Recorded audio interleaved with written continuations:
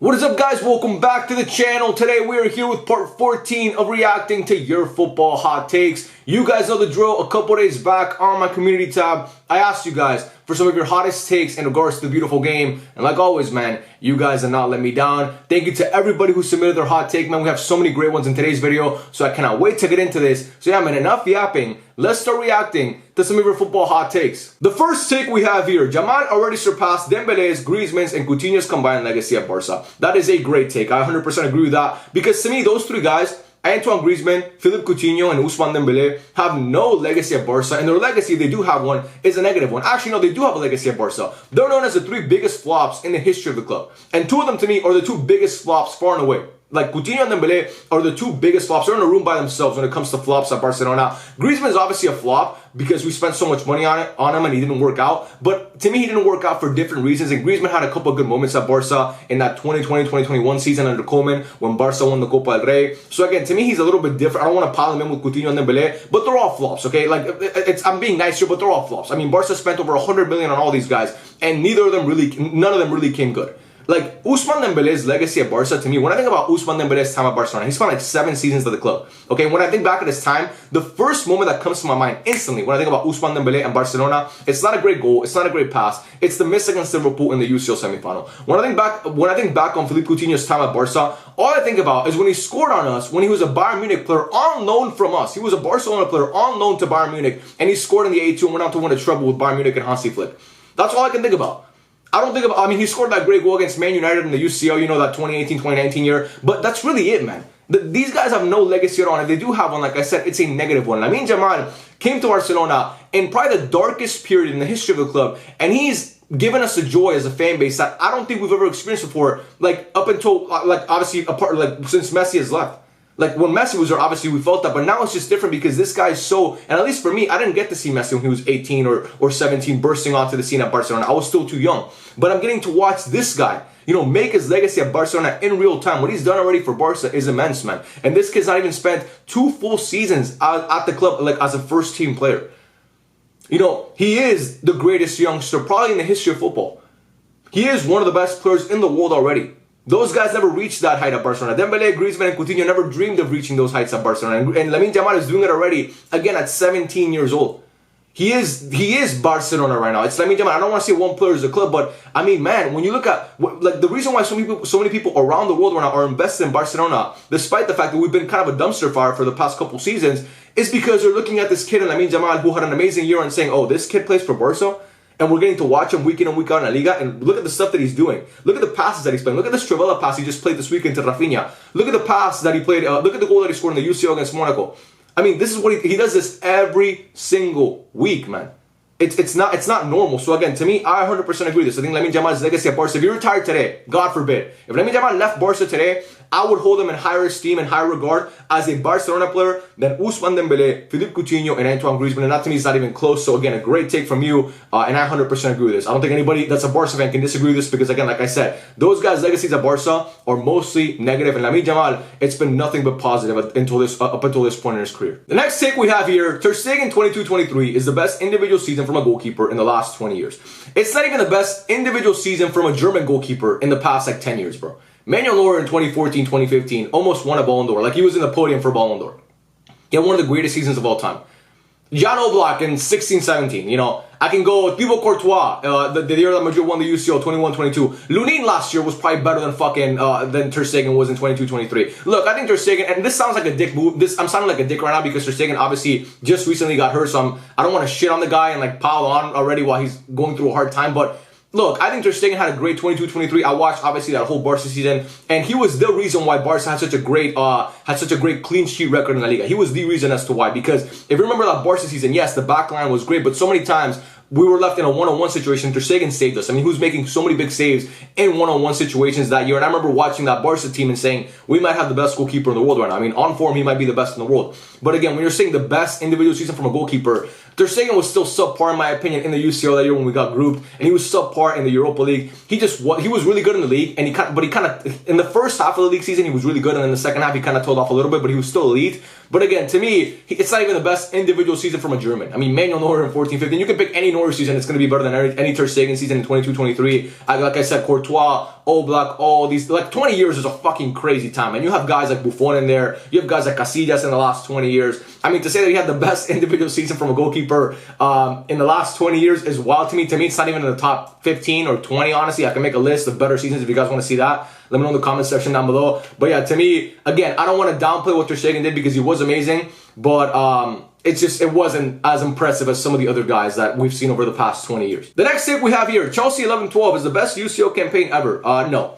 Because, look, first of all, I don't know what you mean by best. Do you mean most iconic? Do you mean the most dominant? And if you mean one of those two, you're still wrong because it's neither of those anyway. I mean, it's not the most iconic or the best UCL run that I've seen in my life, at least. I can think of Madrid in 21-22, obviously a couple years back when they beat Liverpool in Paris. That UCL run is one of the most iconic of all time. The teams they beat on the way to that final and the fashion in which they beat them, I mean, we all remember it as one of the best UCL campaigns ever. Karim Benzema, Vinicius Jr., Fede Valverde, Luka Modric, Thibaut Courtois. That run to me was better. Barca in 14-15, that's the most dominant UCL run of all time. It's not a debate. You beat the champions of every single top league on your way to the final. You beat Juventus in Berlin, the Italian champions, in the final. You beat Bayern Munich, obviously in the semi-final, the German champions. You beat PSG in the quarterfinals, obviously the French champions, and then in the round of 16, you beat Man City, of course, the English champions. So I already picked one that's more iconic and one that's more dominant. So Chelsea, it's not in the conversation with those two. It's not in the same room as those two. Chelsea 11-12 had a great UCL campaign, okay? They beat Napoli in the round of 16. An iconic tie, by the way. If you're not aware, no, Chelsea was down 3-1 in the first leg. They were down 3-1. They lost 3-1 at Stamford Bridge. And then they come back in the second leg against a really good Napoli team that had a peak version, basically, of Edinson Cavani and put 4 past them and beat them in extra time.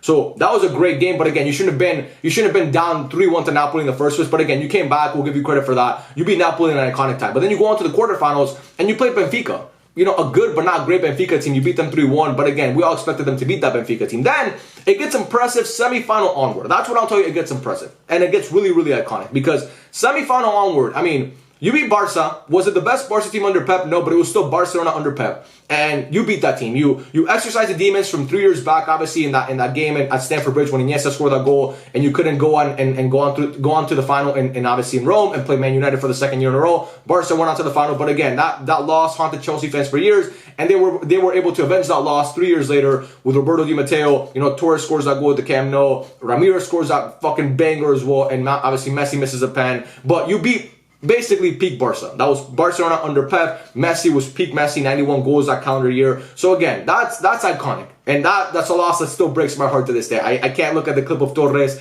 going past Victor Valdez because it honestly breaks my heart. But again, that is iconic. And then in the final, you beat Bayern Munich in Munich. You beat Bayern Munich at the Allianz Arena in a UCL final. That's as iconic as it gets. And the way that they did that, I mean, that Bayern Munich team was stacked. Obviously, a team that won the treble the year after, that made a UCL final 2 years prior to that, obviously against Inter in the Bernabeu, and lost that final. But again, that Bayern Munich team with Jupp Heynckes was knocking on the door. I mean, in 2010 it was Louis van Gaal, but still, that Bayern Munich team was knocking on the door. And for you to go and win the UCL in their stadium in that fashion on penalties, not even the penalties, but before that, I mean, Müller scores a goal in like the 80-something minute, then you equalize with that Drogba header, and then Robin misses that penalty in extra time. I mean, Czech saves it actually, but I mean, an insane save, and then Drogba scores a goal, and you didn't have John Terry because he was suspended for that final. You were starting Ryan Bertrand in that final. Cahill and David Luiz were both injured for that final. Sorry, so that's obviously very impressive. The fashion in which they won that final, again, to me is iconic. But I already said two that are more, like one is, I already picked one that's more iconic in my opinion, Real Madrid, and also Barca in 14-15 was more dominant. So for me, again, I think Chelsea in 11-12 had a great UCL campaign, but Napoli and Benfica, it's not really that impressive. And then, you know, after that, it's when it really got good. But for a totality of a UCL campaign, I think 14-15 Barca is better and more dominant. I think 21-22 Madrid is just a more iconic campaign, if you want to call it that. But again, nothing to take away from Chelsea because they had a great UCL run that year. The next take we have here, Eden Hazard is the greatest winger in Prem history. I think Eden Hazard, post-retirement, has become the most overrated player in the history of football. I mean, you would think this guy was like Prem Maradona, honestly. He was great. He was never he's not the best winger in Prem history. He's just not. He's not better than Ronaldo. He's not better than Salah. Let's get those two out of the way. He's not better than either of those guys. If you want to consider Henry a winger, he's not better than Thierry Henry. And I'm probably missing a guy too, but he's not better than those three guys for sure. Is he better than Sadio Mane? To me, honestly, people are going to think I'm crazy. He's not better than Sadio Mane. I just don't believe he's better than Sadio Mane. Is he better than Ryan Giggs? Yes, he's better than Ryan Giggs. Is he better than Heung-min Son? Of course he's better than Heung-min Son. Is he better than Riyad Mahrez? Yes. But he's not in the conversation with Ronaldo and Henry, if you want to consider him a winger, and Mohamed Salah. Eden Hazard was a great player, okay? A great player. Had a peak as good as basically any player this generation apart from a few. Okay, he was that good. He was that unplayable. but he's not, like, people always talk about, oh, the way that they made you feel and all this stuff. Eden Hazard made me feel great, okay? I watched him play in his prime. He was fantastic, okay? One of the best players that I've honestly ever seen on the ball. He was that good. But at some point, your production has got to matter, and your output has got to matter. And also, like, your legacy in the Prem, does he have a better legacy in the Prem than Mohamed Salah or Cristiano Ronaldo or Henry? To me, no. So when you don't have the output that those guys have, when you don't have the legacy that those guys have in that league, you can't be in the same conversation as them. Again, he's in that conversation with those other guys like Heung-min Son and Riyad Mahrez and those guys who were great. He's better than them. And Ryan Giggs, I think he's better than Ryan Giggs. Ryan Giggs won 13 Premier Leagues. I don't think Ryan Giggs was that good of a player. Honestly, that's one of my controversial takes, I guess. I think Ryan Giggs, overrated as a player. I think Eden Hazard is better. But he's not in the conversation with those other guys because those other guys are just, they're a level above. And I'm sorry to all my Hazard fans because I know there's a lot of people who fell in love with football because of Hazard, similar to Ronaldinho. But he's not the greatest winger in Prem history, man. I'm sorry, he's just not. The next take we have here, Jordi Alba is the best left back of all time.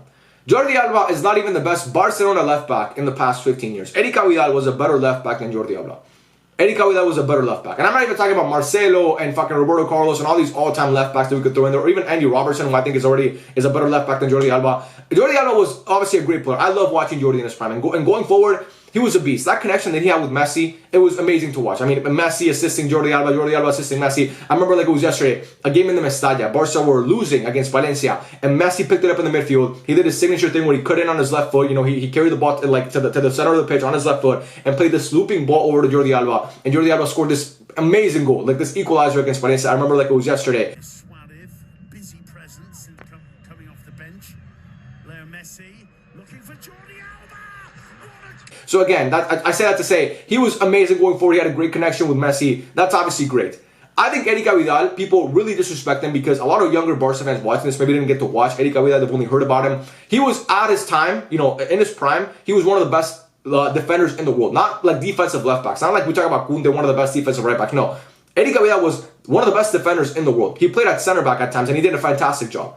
And going forward, while he wasn't as great as Jordi Alba, the gap between them defensively is much bigger than the gap between them going forward. In my opinion, at least. So I think Eric Vidal was a better left back than Jordi Alba. Again, I love Jordi, one of my favorite Barca players ever to watch. Again, apart from that fucking crying time at Anfield, I have nothing but great memories of Jordi Alba. But to me, again, Marcelo was better in my opinion. I can even throw in Andy Robertson. I would say obviously Roberto Carlos. Those guys are all better. I would even say Eric Vidal for Barca only for Barca in the past 15 years. I think Eric Vidal, again, while he wasn't as potent going forward, defensively, one of the best the game has ever seen. And I think he was just a more complete and more well-rounded left back than Jordi Alba. So for that reason, again, I love Jordi, but he's not even close to the best left back of all time. The next take we have here. Football has advanced so much tactically that an example, Pep's treble-winning Man City would dominate the Invincibles or those Milan sides. This is a weird take because I do believe that football has advanced so much to where people talk about how Man City, the treble-winning team, would dominate Barca 08-09. Because yes, Barca has the names, but Man City, the way that they play and how fluid they are and all this stuff, I get that. And obviously, players nowadays are better than players even 15 years ago or 10 years ago because the way that it's just evolution. In the NBA, it's the same thing. In the NFL, it's the same way. Athletes just get better over time. But I have a hard time with this take because it dwindles down football to just this tactical chess match. And yes, football is a lot of tactics, but at the end of the day, man, you have to have those individual match winners. That is really what matters in football, okay? At the end of the day, do you have those guys on your team? Do you have those guys on your team that can win your game? And I know it sounds like I'm like this meathead who's just like again, I understand that there's a chess element to football and all this stuff, and Pep Guardiola does it better than anybody, okay? Chess, like he plays chess, everybody else plays checkers. I get that. But at some point, man, you got to look at the talent and the individuals on the team. Because the manager can only do so much. You have to execute on the pitch. And to me, when I look at that Pep treble-winning team, yes, the talent was there, but those Invincible teams and those Milan sides had so many individual match winners. So that's not to say, by the way, that Man City didn't, because that's one of the best squads I've ever seen. But to me, just saying that would dominate the Invincibles or those Milan sides, it's a little bit disrespectful. Would they beat them? Sure, but dominate them? I mean, the Invincibles, you're talking about a team that didn't lose a single Premier League game.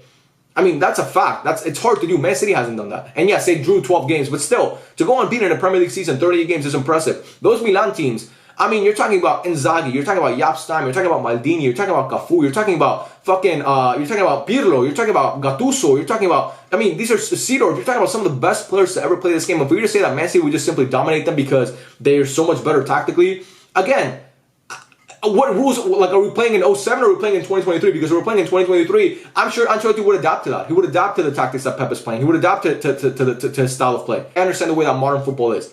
And it has evolved a lot, like you say. But to say that they would just simply dominate those Milan sides or that invincible team, to me, it's a little bit disrespectful because, again, you have to have those individual players, and those guys, those teams are some of the best teams we've ever seen. So I don't think they would dominate them. I just simply don't think it would just be a domination. Would they beat them straight? But dominate is too strong a word, because dominate means you're talking about like a 4 or 5-0 or 3-0. That's what I consider a domination. And I think that's to assume that would happen to those teams is disrespectful. The next take we have here, David Villa is the most underrated player of all time and is never remembered for all he did for Spain and Barca, much less so Valencia. 1,000% agree. I believe David Villa is the most underrated player in the history of football. This guy was a beast. A beast. In his prime, he was amazing.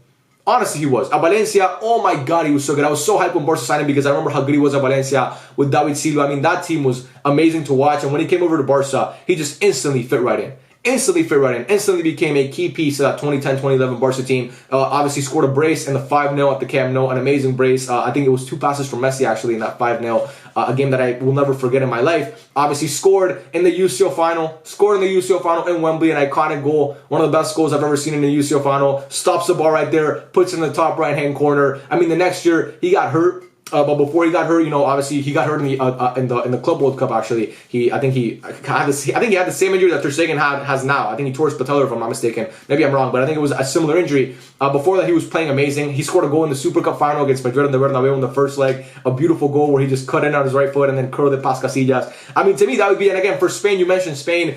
What he did in that World Cup and what he did at that Euro in 2012. I mean, in 2010, what he most notably at that World Cup, because he was Spain's best player. He scored the goal against Portugal in the round of 16. He scored the goals he scored in every group stage game that Spain scored in. This is a guy who, yes, that Spain team was stacked, and we know the names on that team. One of the best, if not the best national team of all time. Piqué, Puyol, Iniesta, Xavi, Busquets, Xavi Alonso. I mean, we know it. But the star that shined the brightest was David Villa. Again, with all those stars, the one who shined the brightest was David Villa. So again, for me, when I look at David Villa, a guy who also went to Atletico Madrid and won a league title after he left Barcelona and was really good for that team and made a UCL final for them. The next take we have here, if the United States actually had good recruitment in soccer/football, they would be in the top 10 best teams. I'll take it a step further, bro. They'd be a top 3 national team of all time. If this country actually put an emphasis in growing the sport locally, oh my God, they'd be unstoppable. There's so much potential in this country when it comes to football, and it's never going to get realized. Because football, unfortunately, in this country, it is for rich people. And football, the reason why it's so popular globally is because it's a poor person's sport. And I'm not saying that in a mean way, okay? I'm saying that as a compliment. Football, the best footballers we've ever seen, they're all poor. They all grew up dirt poor. Messi, Ronaldo, Maradona, Pelé, Neymar, all these guys grew up fucking dirt poor. Because football, at its core, it's a sport for poor people. Okay? That's where you get all the best talents. All these kids that are hungry to make it out. In Venezuela, if you go to Petare, that's one of the worst slums in Venezuela. It's actually the worst slum in Venezuela. And if it's one of the worst slums in Venezuela, you better believe it's one of the worst slums in the world. If you go to Petare, you'll see little kids playing football everywhere. Man. All you need is a bottle of water that's empty or a can and Crocs. Set up the goal. If you go to the favelas in Brazil, just go to the favelas, man. Like, it's all kids playing football. It's just young kids playing football. In the barrios in Argentina, it's young kids playing football. Doesn't matter, they're playing on dirt, they're playing on concrete, does not matter. On grass. If you go to Peru, Bolivia, all these countries, and not even South America, if you go to Europe, Eastern Europe, I mean, all these kids they're all playing football. All these poor kids are playing football as a way to get out. And they have that ability because it's a sport that doesn't need much money. The barrier for entry for football, it's low, man. It's not like fucking golf or lacrosse. You're not buying all this equipment. All you need is shoes that can be expensive, but you can get them for cheap. And you need a ball. And you need your feet. That's all you need. But in the US, it was such a culture shock to me when I got here because, man, it's actually like, it's a bag to play football here. And that's the reason why the US at the grassroots level, it doesn't, like, the sport will never grow because, again, the barrier of entry is so high, man. You have to be rich to play football here. If you want to play travel ball, it's a fucking bag. I'm talking about thousands a year. And you got to deal with parents that are fucking basically lobbying the coach to get their kids playing time. It's a business here, man. It is a business. It's literally like, it's politics here. And that's the only country the United States is the only country where football is seen as a privilege to play.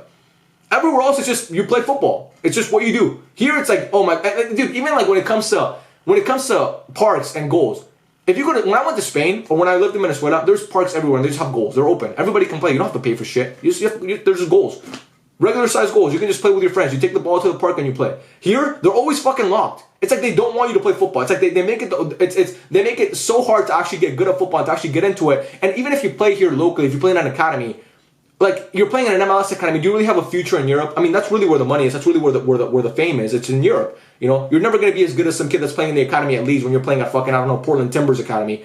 Or you're going to college, or you play college football, soccer. It's fun, but it's not the same, man. So again, because the barrier to entry is so high compared to these other countries, I mean, the academies in Europe are free. In England, they're free.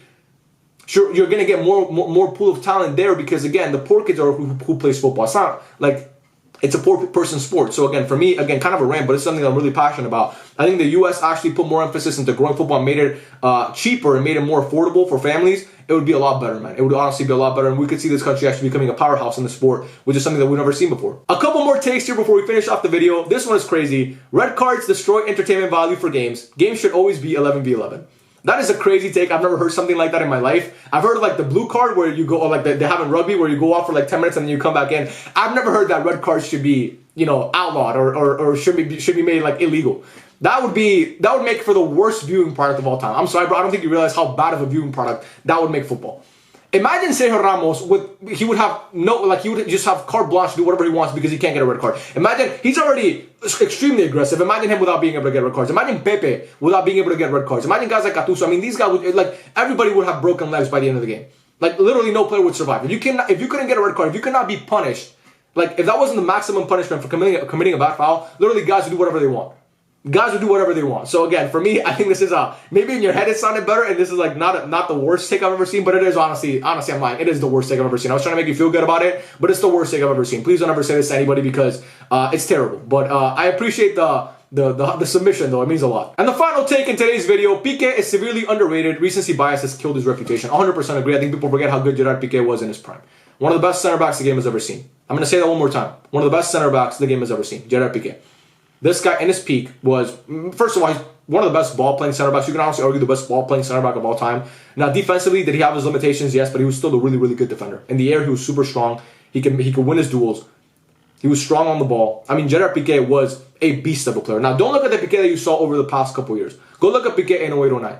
Go look at Piqué in 11-12. Go look at Piqué in 14-15. Go look at Piqué in 16-17. Go look at Piqué in 13-14. Go look at those versions of Gerard Piqué. Go look at Piqué on the national team for Spain. Go look at those versions of Piqué. Again, people like to fucking meme him because he takes the selfies and he broke up with Shakira and he made a whole song about him, about how he cheated and the fucking mom. I don't know what she's saying about in that song, honestly. But anyway, people like to fuck up Piqué because he's not Ramos, he's not Baresi, he's not Maldini, he's not Nesta. Okay, sure. But he's in that conversation, I'll tell you that. He's definitely in that conversation. He's not like, it's not like they sit at the table by themselves and Piqué's like the fucking weird kid that sits like a couple tables down from them and just stares at them the whole time. No, Piqué is getting up with his beautiful blue eyes and he's walking to that table and he's like, you know what? I deserve to sit here. He's pulling out a chair and he's like, I deserve to sit here. And, he could sit on it anytime he wants. Not on mine, but on that chair anytime he wants. But yeah, man, I appreciate you guys. Everybody who submitted their hot take. It means a lot to me, man. I know you guys love this series and I love making it as well. I hope you guys enjoyed this video. And yeah, man, I love every single one of you and I'll catch you guys on the next one. Peace out.